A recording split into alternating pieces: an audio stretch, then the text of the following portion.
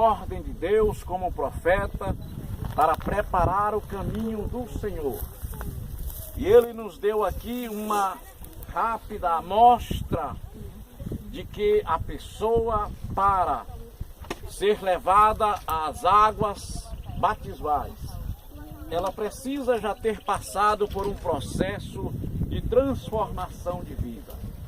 Não que se torne uma pessoa melhor do que as outras, de tal maneira que despreze as outras, não, mas que tenha deixado as suas práticas do passado, sejam práticas pecaminosas de modo geral, sejam práticas da idolatria, da feitiçaria, do mundanismo, de quaisquer outras coisas que a Bíblia orienta que não deve ser praticado por um seguidor do Senhor Jesus.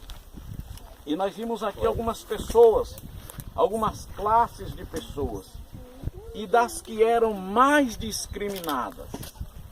Eles também ouviram a pregação, se preocuparam com a salvação e creram que o batismo era um sinal de arrependimento, transformação para a salvação das pessoas. E os publicanos, que eram desprezados, eram pessoas tidas como vis pela sociedade, porque o Império Romano governava o mundo, subjugou a nação de Israel, e o imperador e os seus representantes, governadores e presidentes de comarcas nomeavam pessoas da própria comunidade de Israel para fazer a cobrança de impostos. Então aquelas pessoas que eram funcionárias públicas, por isso chamadas publicanos, eram tidos com maus olhos, porque no meio deles havia muitos defraudadores. Por exemplo, se o imposto custasse 10, ele cobrava 15, ou cobrava 20. 10 era o que o governo romano queria, e 5 ou 10 ele embolsava para ele e a sua turma. E isto foi gerando um conflito interno, e este povo ficou visto como ladrões da sua própria nação. Era uma corrupção generalizada. Muitos faziam isto. E João, como profeta, ele denunciou esse tipo de comportamento. Ele disse: para que vocês sejam batizados, não cobrem nada mais do que é devido. Sejam justas, façam só o que lhes é mandado fazer. E chegaram também os soldados, pessoas militares da época, que também tinham fama de pessoas que defraudavam aos seus concidadãos, e aquelas pessoas a quem eles iam investigar ou averiguar. As pessoas davam-lhe dinheiro e eles às vezes faziam vista grossa. Não era muito parecido com o Brasil hoje, não.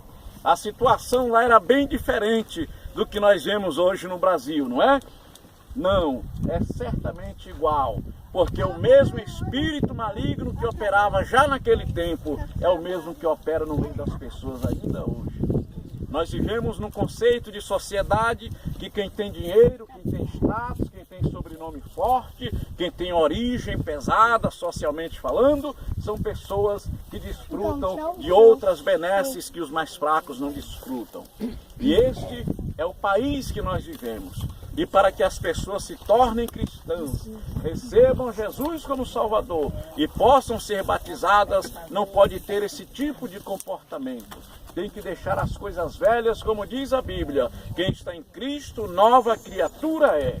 As coisas velhas se passaram e tudo se fez novo. Mas a mensagem do Evangelho chegou para os soldados. E eles creram e perguntaram: e nós, o que vamos fazer? Não defraudeis a ninguém e se contentem com o vosso soldo. Soldo é o salário do soldado ou dos militares. Então João, com isso, estava mostrando que o Evangelho, que o batismo é para todas as pessoas. Talvez alguém censure alguns cristãos, mas esta pessoa no passado fez tanta coisa ruim, tanta coisa atrapalhada. Agora entrou para a lei de crente, se batizou e diz que é salva, diz que é crente. É porque o Evangelho veio para todas as pessoas. Jesus disse que não veio buscar os justos, ele veio buscar os perdidos, os enfermos espiritualmente falando. Mas João deu também uma outra informação ao povo. Ele disse: olha, eu não sou o Cristo. Vocês pensam que eu sou o Cristo, eu não sou. Eu sou apenas a voz do que clama no deserto. Mas após mim vem um. Eu nem sou digno de desatar as correias das sandálias nos seus pés. Ele é mais poderoso do que eu.